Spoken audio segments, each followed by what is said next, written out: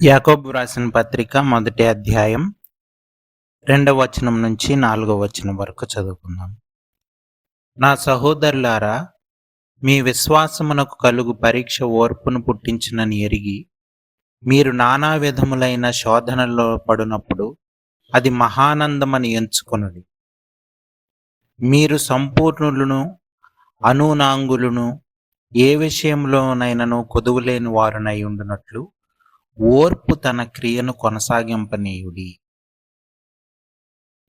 ప్రార్థన చేసుకుందాం. ప్రేమ కలిగిన మా పరలోకపు తండ్రి, మీ ఘనమైన అతి పరిశుద్ధమైన నామానికి వందనాలు ప్రభువా. ఉదయకాల సమయంలో మీ సన్నిధికి చేరడానికి దయచేసిన మరొక గొప్ప అవకాశాన్ని బట్టి, పునరుద్ధాన దినాన్ని బట్టి మిమ్మల్ని స్తుతిస్తూ, మిమ్మల్ని ఆరాధిస్తూ గనపరుస్తూ ఉన్నాం ప్రభువా. మీరేమో వింటున్నారో దాన్ని బట్టి మీకు వందనాలు. మీ గొప్పతనాన్ని బట్టి, మీ యొక్క ఔన్నత్యాన్ని బట్టి, మీ ప్రేమను బట్టి, వాత్సల్యతను బట్టి, విశ్వాసీయతను బట్టి, మహాపరిశుద్ధతను బట్టి మీకు వందనాలు. సమయంలో వాక్యాన్ని ధ్యానించిన ఉంటుండగా ప్రభువా మాతో మాట్లాడమని, ప్రభువా నాయన వినిగ్రహించి లోపడ్డానికి కృప చూపించమని ప్రాధేయపడతా ఉన్నాం. ప్రభువా నాయన ఎంతో మందికి లేని అవకాశాన్ని మాకు దయచేశారు. అందుని బట్టి మీకు వందనాలు. ప్రభువా నాయన ఈ సమయంలో ప్రభువా మేమంతా కూడా ప్రభువా వాక్యాన్ని ధ్యానించేటప్పుడు ప్రభు అర్థం చేసుకోవడానికి, లోబడ్డానికి ప్రభు సహాయం దయచేయండి. మీరే మాట్లాడమని ప్రాధేయపడతా ఉన్నాం తండ్రి. మీ కృప చూపించండి. ప్రతి ఆటంకాన్ని, అంధకార శక్తిని లయపరచమని ప్రాధేయపడతా ఉన్నాం. గడిచిన కాలంలో ప్రభువ అనేక సార్లు ప్రభువ మీ వైపు చూస్తున్నప్పుడు ప్రభువ మాతో మాట్లాడారు, మమ్మల్ని వాక్యం ద్వారా ఆదరించారు ప్రభువ నాయన, దర్శించారు. అందుని బట్టి మీకు వందనాలు. మా బలపరిచారు ప్రభువా నాయన, అందుని బట్టి మీకు వందనాలు. ఈ సమయంలో వాళ్ళు ప్రతి ఒక్కరిని బట్టి మిమ్మల్ని స్తుతిస్తూ ఉన్నాం. మీ దీవెనల ఆశీర్వాదాలు దయచేయమని ప్రభువా నాయన, ఆత్మీయమైన మేళ్లతో నింపబడ్డానికి కృప చూపించమని, ఘనత మహిమ ప్రభావాలు మీకే ఆరోపిస్తూ యేసు ప్రభు వారి అతి పరిశుద్ధమైన నామంలో ప్రార్థన అడిగి వేడుకొంచున్నాం తండ్రి, ఆమెన్. చైనీస్ బ్యాంబూ అనే చెట్టు ఉంటుంది, అంటే వెదురు చెట్టు, బ్యాంబూ ట్రీ. అది మామూలుగా దాన్ని నాటినప్పుడు మొదటి సంవత్సరం చూస్తే మనకి ఏమీ కనిపించదు, బయటికి ఏమీ మొక్క రాదు. కానీ మనం అది నాటిన తర్వాత నీళ్లు పోస్తానే ఉండాలి. భూమి బయటికి మొక్క అసలు బయటికి కనిపించదు. అయినా సరే మనం దాన్ని మొక్క అలాగా రాకపోయినా, మనకి ఏం కనిపించకపోయినా నీళ్లు పోస్తానే ఉండాలి. దాన్ని అలాగా కేర్ తీసుకుంటా ఉండాలన్నమాట. అలాగ 4 సంవత్సరాల వరకు బయటికి ఏం కనిపించదు. 5వ సంవత్సరంలో అది కొంచెం మొక్క బయటికి కనిపిస్తుంది. ఆ మొక్క బయటికి కనిపించిన ఒక 6 వారాల్లో అది 80 అడుగులు, ఒకేసారి 80 అడుగులు పెరిగిపోతుంది ఆ 5th ఇయర్లో. అంటే చూడండి ఎంత ఆ రైతుకి, లేకపోతే అతను ఎవరైతే ఆ బ్యాంబూ ట్రీ నాటారో దాని ఫలితం ఏమీ కనిపించకపోయినా 4 సంవత్సరాల వరకు దాన్ని కనిపెట్టుకుంటూ, దాన్ని పోషిస్తూ ఉండాలి. బయటికి కనిపించదు, భూమిలోనే ఉంటుంది. అది 5th ఇయర్కి కానీ మనకి ఫలితం దక్కదు. సో అంటే దీనికి కావాల్సింది, అంటే మనం యొక్క వాక్య భాగంకి సరిపోయేది ఏంటంటే మనకి పేషెన్స్ కావాలి, ఓర్పు. అదే ఇక్కడ మనం చదువుకున్న వాక్య భాగంలో మనం చూస్తే, నానా విధములైన శోధనలలో పడినప్పుడు అది మహానందమని ఎంచుకోవాలి. మీరు సంపూర్ణులను, అనూనాంగులను, ఏ విషయములైనను కొదువలేని వారునై ఉండునట్లు ఓర్పు తన క్రియను కొనసాగింపనీయుడి. అంటే ఓర్పు అన్నది కంటిన్యూస్గా మనకి ఉండాలి అన్నది. క్రైస్తవ జీవితంలో ఓర్పు చాలా అవసరం. అలాగే ఈ ఓర్పు ఎట్లా వస్తుంది అన్నది ఈ వాక్యంలో మనకి క్లియర్గా అర్థమవుతుంది. ఎలాగా నానా విధమైన శోధనల్లో పడేటప్పుడు మహానందంగా ఎంచుకోవాలి అని చెప్తున్నాడు. ఇది అంటే count it like a joy అన్నది. ఇది చాలా జాగ్రత్తగా మనం అర్థం చేసుకోవాలి. ఎందుకంటే క్రైస్తవ జీవితంలో మనం ఎప్పుడైతే దేవుని మీద విశ్వాసం ఉంచుతూ రక్షణ పొందిన తర్వాత నుంచి విశ్వాస సంబంధమైన జీవితం జీవించటానికి విశ్వాసం అన్నది మనలో పెరుగుతా ఉంటదో, దేవుని మీద నమ్మకం పెరుగుతా ఉంటదో, అప్పుడు మనం విశ్వాస సంబంధమైన జీవితం, విశ్వాస సంబంధంగా మనం నిర్ణయాలు తీసుకోవడం, ఇలాగ అన్నీ మనం చూస్తున్నప్పుడు దేవుని నామం మహింపరచబడతా ఉంటది. అలాగే ఇలాగ మనం దేవునిలో ఎదుగుతున్నప్పుడు అపవాది ఊరుకోడు. అపవాదికి చాలా ఇది అంటే ఇష్టం లేని పని. అంటే మనం విశ్వాసం మూలంగా జీవించడం అనేది అపవాదికి అసలు ఇష్టం లేని పని. అందుకే మన జీవితాల్లో శోధనలు మనకు కలుగుతాయి. కానీ దేవుడు ఆ శోధనల్లో నుంచి మనకు ఆశీర్వాదకరమైనటువంటి వాతావరణం తీసుకురావడానికి దేవుడు ఆ శోధనలోనే దేవుని ఆశీర్వాదాలు దొరికేటట్లు మనకి దేవుడు చేస్తాడు. అది ఉదయకాల సమయంలో మనం అర్థం చేసుకోవాల్సిన అంశం. చూడండి, ఇక్కడ మనం ఈ యొక్క వాక్య భాగంలో చదువుతున్నప్పుడు మొట్టమొదటిగా చూస్తే 2వ వచనంలో నా సహోదరులారా అనుంది. నా సహోదరులారా, యేసు ప్రభువారిని బట్టి మనందరం సహోదరులం అయిపోయాం. అంటే ఇది ఎవరైతే దేవుని మీద నమ్మకం ఉంచి, విశ్వాసం ఉంచి క్రైస్తవ జీవితం జీవించటానికి తీర్మానించుకున్నారో, నిజమైన క్రైస్తవులుగా బ్రతకడానికి ఇష్టపడుతున్నారో వాళ్ళకి మాట చెప్తున్నాడు. మొదటి శతాబ్దంలో మనం చూస్తున్నప్పుడు ఈ యొక్క యాకోబు పత్రిక మనం చదివితే ఆ సమయంలో చాలా శ్రమలు గుండా క్రైస్తవ జీవితాలు, అలాగే అక్కడ ఉన్న శిష్యులు, అపోస్తలులు వీళ్ళంతా మనం చూస్తున్నప్పుడు చాలా శ్రమలు గుండా వెళ్తున్నారు. సో ఆ శ్రమలని సంతోషంగా, ఆనందంగా మనం స్వీకరించాల్సిన అవసరం ఉందని చెప్తున్నాడు. ఆనందంగా ఎంచుకోవాలి. అది ఒక మహానందం అని ఎంచుకోమని చెప్తున్నాడు. ఎలాగా పెయిన్‌ని లేకపోతే శ్రమల్ని మనం మహానందంగా ఎంచుకుంటాం అంటే, దాని ఫలితం గాని, అందులో ఉన్న దేవుని ప్రణాళికలు గాని, దాని ద్వారా దేవుని ఆశీర్వాదాలు మనం పొందుకోవడం గాని, ఇది సరిగ్గా మనకు అర్థమైతే, మనం ఎప్పుడు కూడా శ్రమలొచ్చినప్పుడు మనం సణుక్కోం, గొణుక్కోం, లేకపోతే దేవుని మీద విసుక్కోం. మన మీద మనం మన పరిస్థితులు ఎందుకిలా ఉన్నాయని అనుకోం. సో, మన ఆలోచన తీరు మారి, మనం మనలో ఓపిక అన్నది దేవుడు, అంటే నిజమైనటువంటి ఓర్పు వచ్చేటట్లు దేవుని సహాయం దొరుకుతది. అంటే మనం చాలా ఓర్పు కలిగిన వారంగా అయిపోవడానికి ఈ శ్రమలు ఉపయోగపడతాయి. తద్వారా మనల్ని సంపూర్ణంగా దేవుని రాజ్యానికి వారసులుగా, దేవునితో నిత్య రాజ్యంలో ఉండడానికి దేవుడు తయారు చేసుకోవడానికి ఈ యొక్క శ్రమలు ఉపయోగపడతాయి. ఆఫ్‌కోర్స్ మనకి అపవాది ఈ శ్రమలు పెట్టినప్పుడు మనం ఇంకా బ్యాక్ స్లైడ్ అయిపోవాలని, క్రైస్తవ జీవితం నుంచి తప్పిపోవాలని, మనం దేవునికి దగ్గర అవ్వకూడదని అపవాది శ్రమలను పెడతాడు.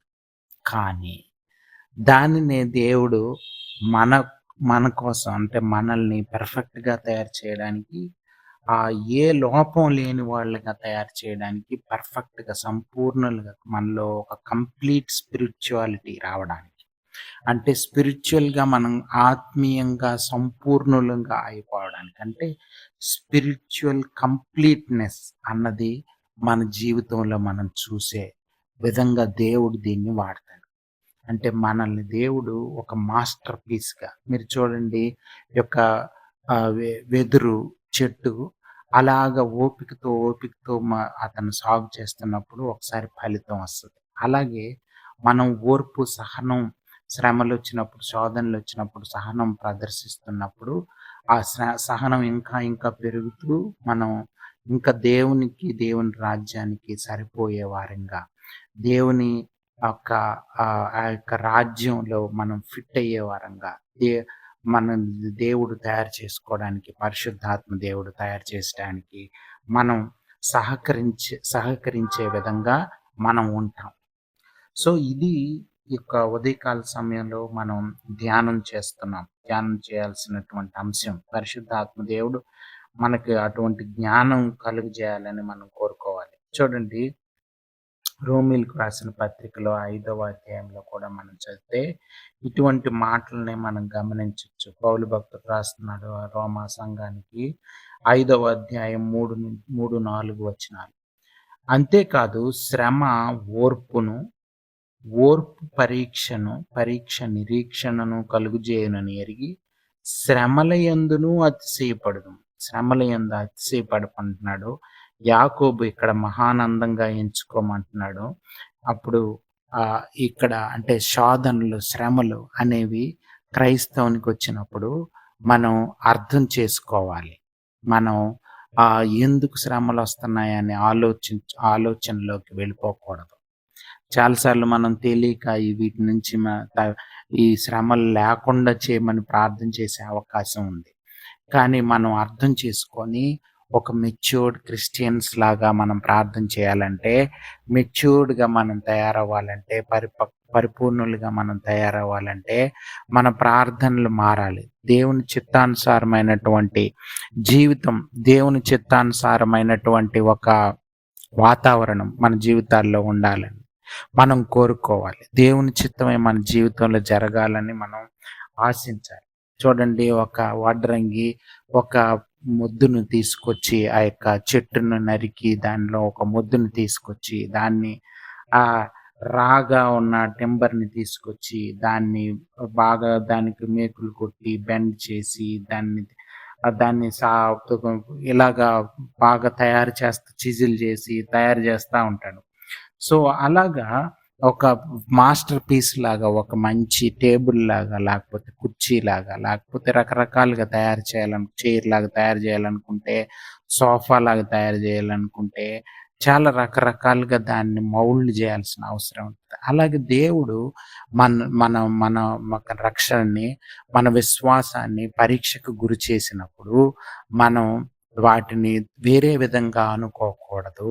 అందుకనే ఈ పత్రికలు ఇవన్నీ కూడా భక్తులు రాసి పరిశుద్ధాత్మ దేవుడు వాటన్నిటిని వాళ్ళ చేత వ్రాయించి మన ముందుంచాడు. సో, ఉదయకాల సమయంలో ఈ మాటలు మనకి చాలా అవసరం. ఈ చివరి దినాల్లో నిజమైన క్రైస్తవ జీవితం జీవించడం అంటే చాలా కష్టం. ఈజీగా మనకి శ్రమలు ఎదురవుతాయి. మనకి రకరకాలుగా శ్రమలు రావచ్చు. మన కుటుంబంలో కావచ్చు, లేకపోతే మన ఆఫీసుల్లో కావచ్చు, లేకపోతే రకరకాలుగా మనం పనిచేసే ప్లేసుల్లో కావచ్చు, సమాజంలో రకరకాలుగా మనకి శ్రమలు ఎదురవుతూ ఉంటాయి. శ్రమలు వచ్చినప్పుడు మనం కృంగిపోకూడదు, ఇదైపోకూడదు.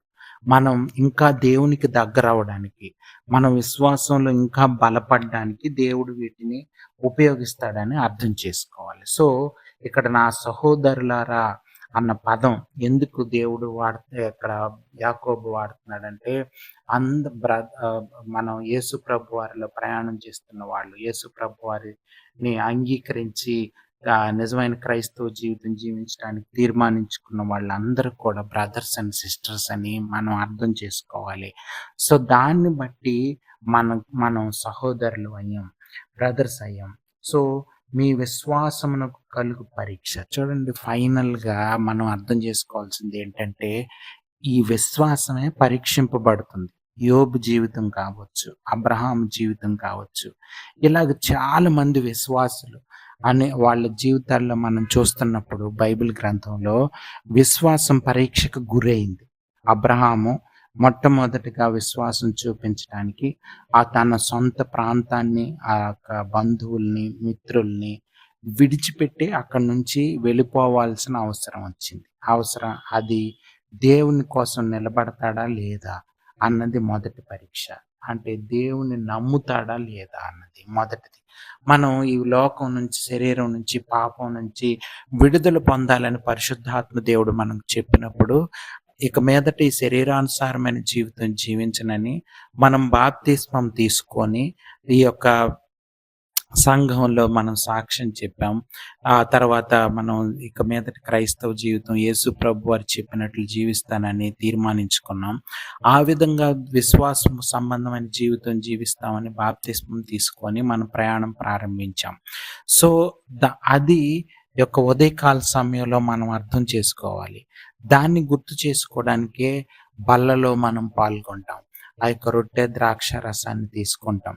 ఆ యొక్క మనం దేవుని శరీరానికి, రక్తానికి సాదృశ్యంగా ఉన్న వాటిలో అంటే దేవుని మీద ఆధారపడి మాత్రమే బ్రతుకుతానని ప్రతిసారి మనం గుర్తు చేసుకుంటూ దేవుడు మనకు దయచేసిన మార్గం, ఆ యొక్క గొప్ప అద్భుతమైనటువంటి, పరిశుద్ధమైనటువంటి ఆ జీవితం కావాలని మనం కోరుకున్నాం.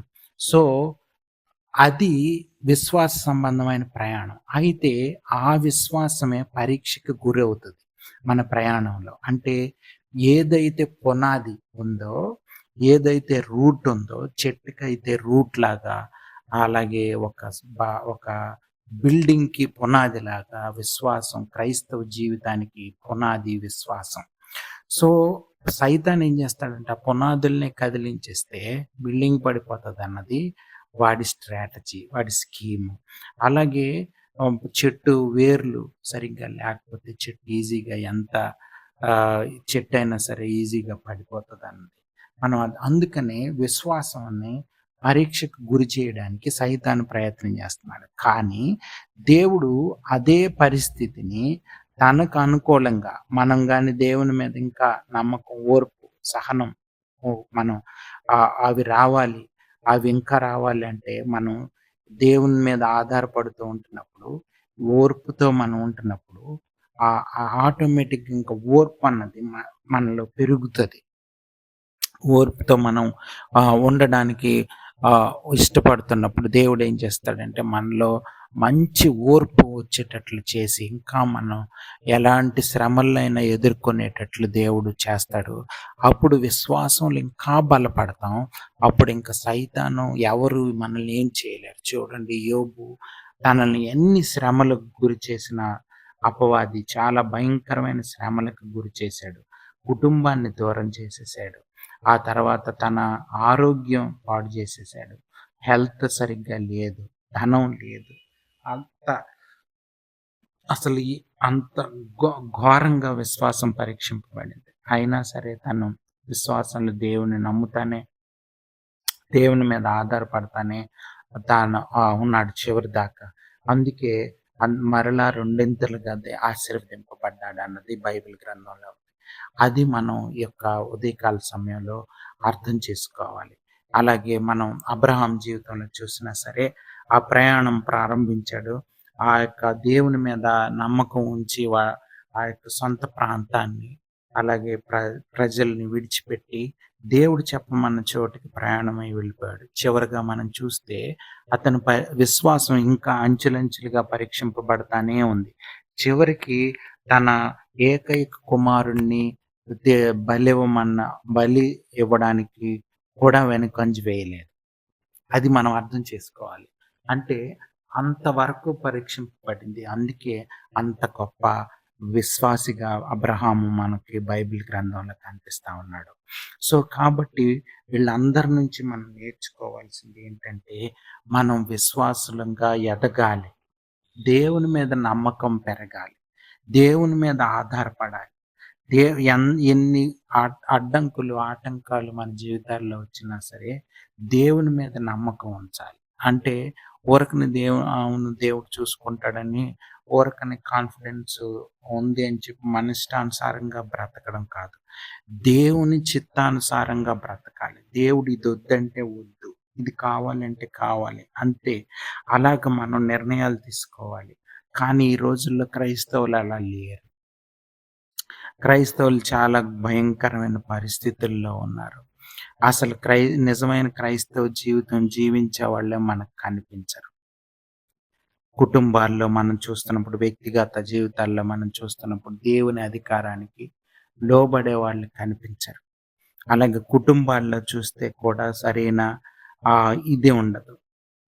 ఆహ్, పిల్లలు తల్లిదండ్రులకు విధేయత చూపించని పిల్లలు, భర్తకు లోబడని భార్య, భార్యని ప్రేమించని భర్తలు, రకరకాలుగా మనం కుటుంబాల్లో చూస్తాం. ఈ రోజుల్లో ఇంకా భయంకరమైన దినాల్లో మనం ఉన్నాం. ఒకరి మీద ఒకరు ఆహ్, ఎవరు చెప్పినా వినే పరిస్థితుల్లో ఎవరు లేరు. దేవునికి లోబడే మనస్తత్వాలు లేవు. విధేయత చూపించేవాళ్ళు, దేవుని భయం లేదు. అంత భయంకరమైన పరిస్థితుల్లో సంఘాలు, కుటుంబాలు పరిచర్యలో ఉన్నాయి. చాలా ఘోరంగా భయంకరమైన దినాల్లో మనం ఉన్నాం. కానీ ఉదయకాల సమయంలో మనం చూస్తే ఈ యొక్క యాకోబు పత్రికలోనే ఆ మొదటి అధ్యాయంలో మనం చదువుకున్న వచనాల్లో 4 వచనం వరకు మనం చదువుకున్నాం.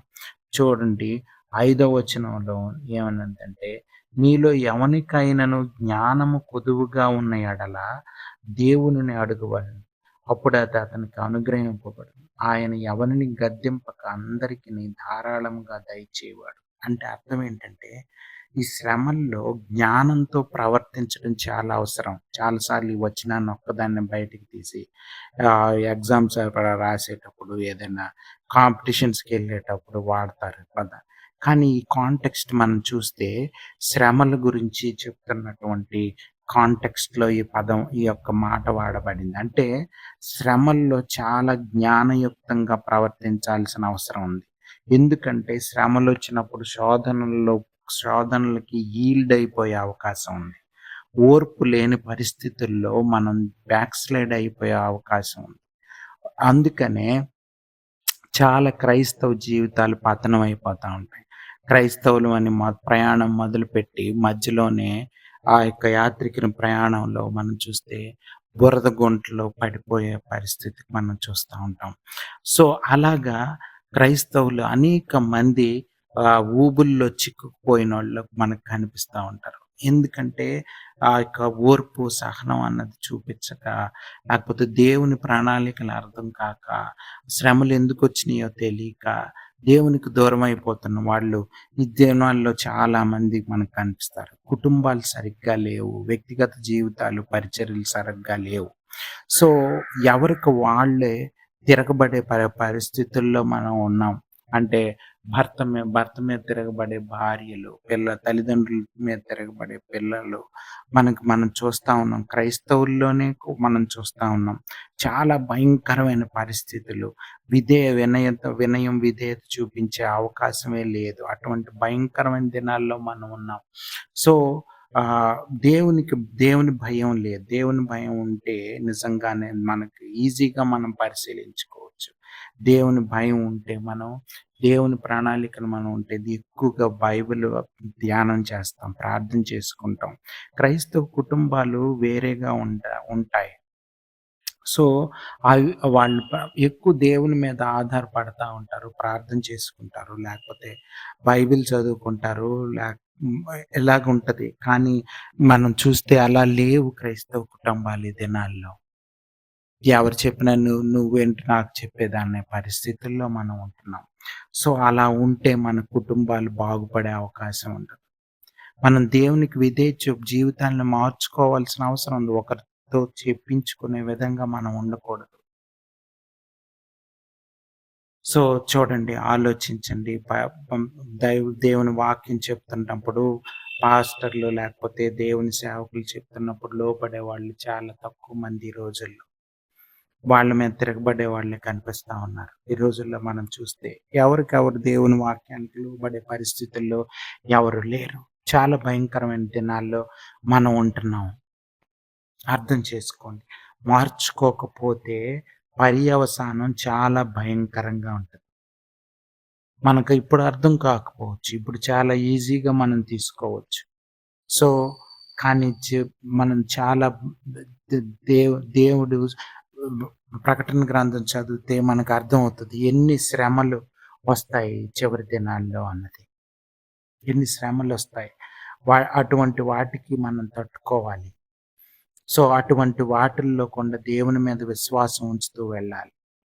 సో, విశ్వాసం అనేది పరీక్షింపబడినప్పుడు చిన్న చిన్న వాటిల్లో ఫెయిల్ అయిపోతే ఇంక సైతాన్‌కి లోబడిపోయే జీవితాలు మనం జీవిస్తే ఇంకా దేవుని శక్తి మన జీవితాల్లో దొరకదు. మనం చాలామంది నరకానికి వెళ్ళిపోయినట్లు గా అనేక మంది క్రైస్తవ కుటుంబాల్లో లేకపోతే సంఘాలకెళ్ళేవాళ్ళు, రెగ్యులర్‌గా చర్చికెళ్ళేవాళ్ళు, దేవునికి దూరం అయిపోయి బ్యాక్ అయిపోయిన వాళ్ళు అనేక మంది మనకు కనిపిస్తారు. కానీ కొద్దిమంది మాత్రమే ఆ యొక్క దేవుని మార్గాన్ని అర్థం చేసుకునేవాళ్ళు, కొద్దిమంది మాత్రమే ఆ పరలోక రాజ్యంలో చేరేవాళ్ళు. అది చాలా న్యారో గేట్ అని, అలా ఇరుకు మార్గం అని, ఇరుకు ద్వారమని మనకి ఆ యొక్క మనకి ఈ బైబిల్ గ్రంథంలో మనకు తెలుస్తా ఉంది. సో, జాగ్రత్తగా మనం అర్థం చేసుకోవాలి ఉదయకాల సమయంలో. చాలా సైతాన్ ఈజీగా అందరిని మోసం చేసే దినాల్లో మనం ఉన్నాం. కాబట్టి మనం చాలా జాగ్రత్తగా ఉదయకాల సమయంలో మన జీవితాలను మార్చుకోవాల్సిన అవసరం ఉంది. మనం పర్ఫెక్ట్‌గా అనునాంగులంటే ఏ లోపం లేని ఏ అవయవాలు ఏ లోపం లేని ఒక శరీరం. అనునాంగులు అంటే మంచి మంచి హెల్తీ బాడీ. అలాగా మనం తయారవ్వాలంటే పర్ఫెక్ట్‌గా దేవుడు మనల్ని తయారు చేయాలని కోరుకుంటున్నాడు. మనకి జ్ఞానం, ఈ ప్రత్యక్షత కావాలి. ఇటువంటి జ్ఞానం లేదు. ఈ రోజుల్లో మనం చూస్తే ఇటువంటి జ్ఞానం లేని వారే మనకు కనిపిస్తా ఉన్నారు. చూడండి, మనల్ని మనమే మోసపుచ్చుకునే ఒక భయంకరమైన పరిస్థితుల్లో మన కుటుంబాలు మన్నుకుంటున్నాయి. ఎవరికి వాళ్ళే. ఈ దినాల్లో మనం చూస్తే ఈ సోషల్ మీడియాస్ లేకపోతే రకరకాలుగా మనం మన టైంని మనం వేస్ట్ చేసుకుంటూ చాలా భయంకరంగా అందరూ సైతాన్ గ్రిపుల్లోనే ఉంటా ఉన్నారు. అర్థం చేసుకుందాం, ప్రార్థన చేసుకుందాం. మనకు అటువంటి జ్ఞానం దేవుడు దయచేయాలని, ఉదయకాల సమయంలో మనం పర్ఫెక్ట్‌గా అవ్వాలని, ఓర్పు మన జీవితాల్లో ఉండాలని ప్రార్థన చేసుకుందాం. ప్రేమ కలిగిన మా పరలోకపు తండ్రి, నీ ఘనమైన అతి పరిశుద్ధమైన నామానికి వందనాలు ప్రభువా. యొక్క ఉదయకాల సమయంలో ప్రభువా నాయనా, మేము ప్రభువా నాయన ఓర్పు, సహనం ప్రభువా నాయన కలిగి ప్రభువా నాయన క్రైస్తవ జీవితంలో ప్రభువా మమ్మల్ని మేము మార్చుకుంటూ నిజమైన క్రైస్తవ జీవితం జీవించడానికి తీర్మానించుకోవడానికి సహాయం దయచేయమని ప్రాధేయపడతా ఉన్నాం. ప్రభువా నాయన సహాయం దయచేయండి, కృప చూపించండి. సైతాన్ చాలా భయంకరంగా ఈజీగా అందరినీ మోసంలోకి నడిపిస్తున్న దినాల్లో మమ్మల్ని మేము మోసపుచ్చుకోకుండా ప్రభువా కృప చూపించండి, సహాయం దయచేయండి. ప్రభువా అటువంటి జ్ఞానం ప్రభువా మాకు దయచేయమని, ఘనత మహిమ ప్రభావాలు ప్రభువా మీకే ఆరోపిస్తా ఉన్నాం. ఈ వాక్యమైన ప్రతి ఒక్కరిని దీవించమని ప్రభువానైనా మీరే ప్రభువానైనా వారిని ఆదరించమని, పోషించమని యేసు ప్రభు వారి అతి పరిశుద్ధమైన నామంలో ప్రార్థన అడిగి వేడుకుంటున్నాం తండ్రి. ఆమేన్.